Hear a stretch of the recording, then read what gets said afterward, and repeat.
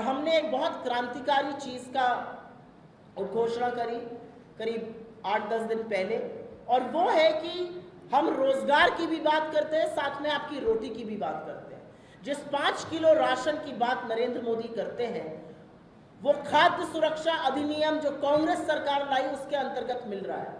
और हमारा मानना है कि हम उसकी लिमिट बढ़ाकर 10 किलो प्रति व्यक्ति करेंगे, हमारी सरकार बनेगी। यही 10 किलो हम कर्नाटका में, यही 10 किलो हम तेलंगाना में दे रहे हैं। ये संभव है, ऐसा हम करके रहेंगे। मैं अपने मैनिफेस्टो पर बात करने के बाद 2-4 बातें और कहना चाहती हूँ, और ये वो बातें हैं जो कहनी जरूरी है। लोग सवाल उठाते हैं पैसा कहाँ से आएगा। ये सवाल तब नहीं उठते जब अमीरों की कर्जा माफी होती है। ये सवाल तब नहीं उठते जब प्रधानमंत्री 8,500 करोड़ के नए हवाई जहाज में चलते हैं, 20 लाख का सूट पहनते हैं, 1.5 करोड़ का चश्मा लगाते हैं, 1.5 लाख का पेन रखते हैं। ये सवाल तब नहीं उठते।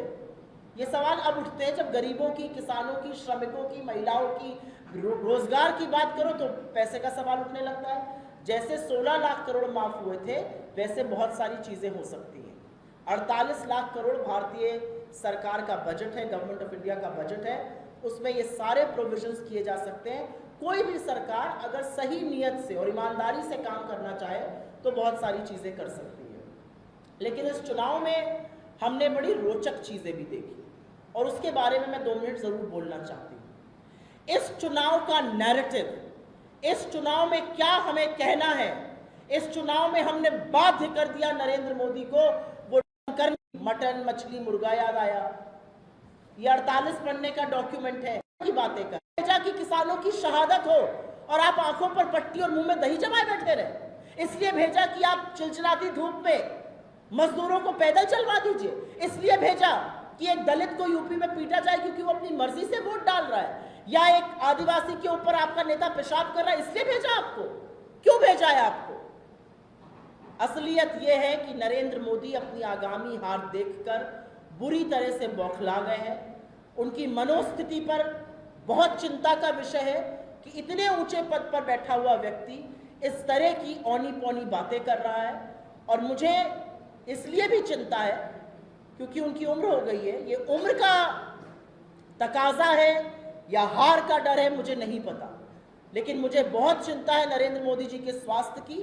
कोई भी व्यक्ति अपने सही दिमाग में, अपनी सही मनोस्थिति में अपने आप को ईश्वर घोषित नहीं करता है, अपने आप को नॉन बायोलॉजिकल नहीं बताता है।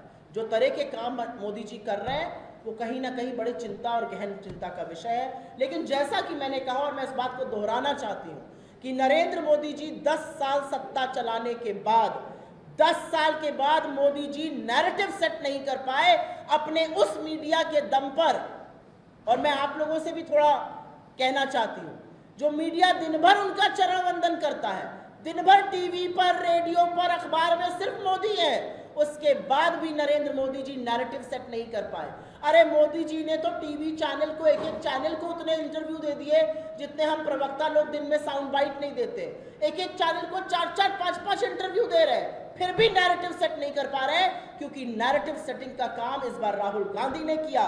राहुल गांधी ने डिसाइड किया कि रोजगार पर बात होगी, महंगाई पर बात होगी, आर्थिक असमानता पर बात होगी, अडानी घोटाले पर बात होगी, और सबसे ज्यादा बात लोगों के रिप्रेजेंटेशन की, उनके प्रतिनिधित्व की, उनकी गिनती की होगी। सबसे ज्यादा बात इस देश के संविधान की होगी, लोकतंत्र की होगी। नैरेटिव जो बनाया वो राहुल गांधी ने बनाया, और नरेंद्र मोदी जी को अब थक हार कर हमारे नैरेटिव को उसके लिए बोलना पड़ रहा है, उस पर प्रतिक्रिया देनी पड़ रही है। इतना मीडिया अपने साथ होने के बावजूद नरेंद्र मोदी नैरेटिव सेट नहीं कर पाए, और ये देश समझ गया कि इनकी सारी साजिश, इनका सारा षड्यंत्र संविधान को खत्म करके, आरक्षण को समाप्त करके, गरीब को और गरीब बनाकर एक ऐसा हिंदुस्तान बनाना है जहां पर सिर्फ अमीरों का राज हो, और ये हम कतई होने नहीं देंगे।